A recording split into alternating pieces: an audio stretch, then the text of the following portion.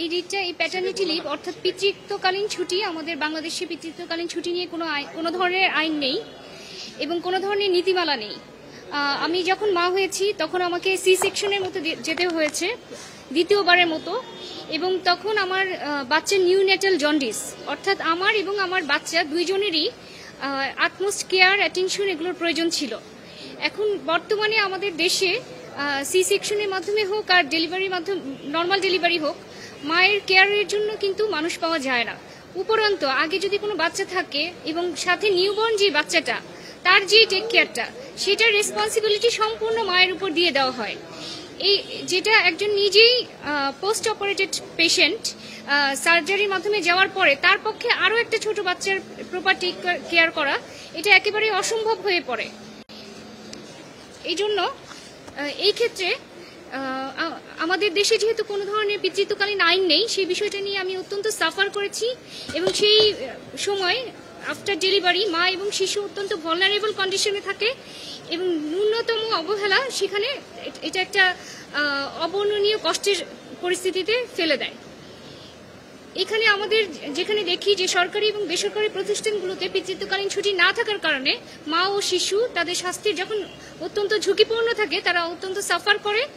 তাই পিতৃত্বকালীন ছুটি আমাদের দেশে হওয়াটা অত্যন্ত আবশ্যক মনে করেই এবং নিজে সাফার করেই আমি এই রিট পিটিশনটি ফাইল করি। এই রিট পিটিশনের 1 নম্বর পিটিশনার আমার ছেলে নুবাইদ বিন সাদি, তার বয়স এখন 6 মাস এবং আমি নিজে এই রিটটি শুনানি করি। এখানে বিবাদী হিসেবে দেওয়া হয়েছে 11 জনকে বিবাদী করা হয়েছে। ক্যাবিনেট সেক্রেটারি, জনপ্রশাসন মন্ত্রণালয়ের সচিব, আইন মন্ত্রণালয়ের সচিব সহ মোট 11 জনকে বিবাদী করা হয়েছে। রিট পিটিশনে আমরা প্রেয়ারটা আনি যে এই যে পিতৃত্বকালীন ছুটি না থাকা, ছুটির কোনো ধরনের আইন নীতিমালা না থাকা কেন অবৈধ ঘোষণা করা হবে না এবং কেন গভর্নমেন্টকে ডিরেকশন দিবে না, কোর্ট নির্দেশনা প্রদান করবে না যে এই পিতৃত্বকালীন সকল সরকারি এবং বেসরকারি প্রতিষ্ঠানে কর্মরত সবার জন্য এই পিতৃত্বকালীন ছুটির জন্য কোনো নীতিমালা কেন করবে না। এই মর্মে আমরা রুল চেয়ে এই পিটিশনটি ফাইল করি। পিটিশনটি ফাইল করার পরে আজ রিটটি শুনানি হয় মাননীয় বিচারপতি নাইমা হায়দার এবং মাননীয় বিচারপতি কাজী জিনাত হকের বেঞ্চে, এবং শুনানির পরে মাননীয় বিচারপতিগণ সন্তুষ্ট হয়ে রুল ইস্যু করেন, এই মর্মে রুল ইস্যু করেন যে এই পিতৃত্বকালীন ছুটি না থাকা কেন অবৈধ ঘোষণা করা হবে না এবং কেন সকল সরকারি এবং বেসরকারি প্রতিষ্ঠানে পিতৃত্বকালীন ছুটি দিতে নীতিমালা তৈরি করা হবে না। এবং এখানে আমরা কোর্টে আইএলওর রিপোর্টও উপস্থাপন করি, যেখানে বিশ্বের 78টির বেশি দেশে ইতিমধ্যে পিতৃত্বকালীন ছুটি আছে।